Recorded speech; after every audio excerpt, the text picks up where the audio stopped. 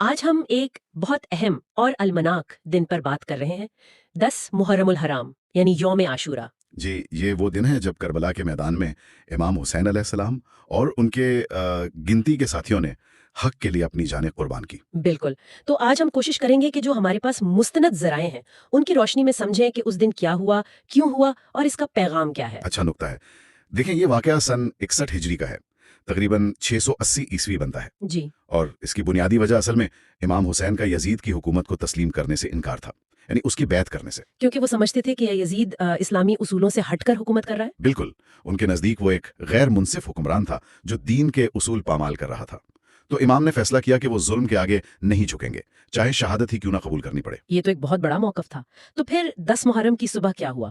واقعہ کیسے شروع ہوا؟ جی، عاشورہ کی صبح نماز فجر کے بعد امام حسین علیہ السلام نے اپنے تمام ساتھیوں کو، جو بہت تھوڑے تھے تعداد میں، جمع کیا۔ انہیں صورتحال کی سنگینی بتائی، آخری نصیحتیں کی اور یہاں تک کہا کہ اگر کوئی جانا چاہے تو جا سکتا ہے، ان کی طرف سے اجازت ہے۔ اچھا، لیکن کیا کوئی گیا؟ نہیں، کوئی نہیں۔ سب نے کہا کہ وہ آخری دم تک ساتھ ہیں، وہ اپنے عہد پر قائم رہے۔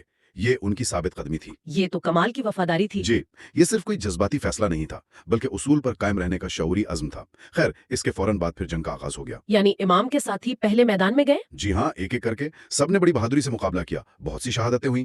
ذرائع میں نام آتے ہیں جیسے امام کے اپنے جوان بیٹے حضرت علی اکبر علیہ السلام، جی، اور امام حسن کے بیٹے یعنی امام حسین کے بھتیجے حضرت قاسم علیہ السلام، وہ بھی کم عمر تھے۔ اور حضرت عباس کا بھی بہت ذکر ہوتا ہے، علمدار کا۔ ہاں، حضرت عباس علمدار، وہ امام حسین کے بھائی تھے، علم بردار تھے۔ ان کی بہادری، ان کی وفاداری تو ایک مثال ہے۔ وہ پانی لینے گئے تھے نا؟ جی، خیموں میں پیاس بہت شدید تھی، خاص طور پر بچوں میں۔ وہ دریا سے پانی لانے کی کوشش میں بڑی بہادری سے لڑتے ہوئے شہید ہوئے۔ یہ تو بہت دل دکھانے والا واقعہ ہے، پیاس کی شدت اور پھر شہادت۔ بالکل، اور اسی دن کی ایک اور شاید سب سے زیادہ دلخراش شہادت وہ امام حسین کے 6 ماہ کے بیٹے علی اصغر کی تھی۔ 6 ماہ کے بچے کی؟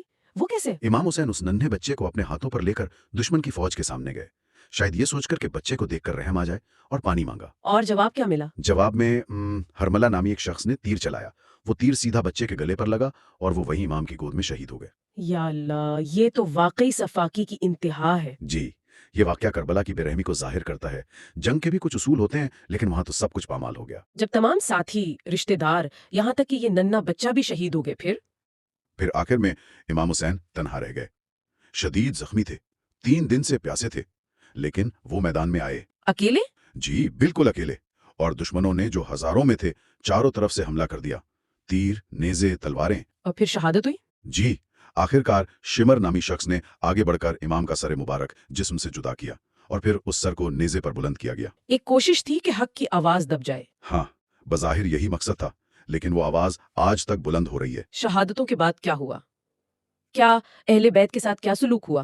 امام کے خاندان کی جو خواتین اور بچے رہ گئے تھے، اور امام کے بیمار بیٹے امام زین العابدین، ان سب کو قیدی بنا لیا گیا۔ قیدی؟ جی، قیدی بنا کر پہلے کوفہ لے جایا گیا، پھر شام یزید کے دربار میں۔ یہ تو اور بھی بڑا ظلم تھا۔ لیکن قید کی حالت میں بھی خاص طور پر امام حسین کی بہن حضرت زینب اور امام زین العابدین نے کمال جرأت کا مظاہرہ کیا۔ کیسے؟ انہوں نے مختلف درباروں میں لوگوں کے سامنے خطبے دیے، انہوں نے بتایا کہ کربلا میں کیا ہوا، کیوں ہوا،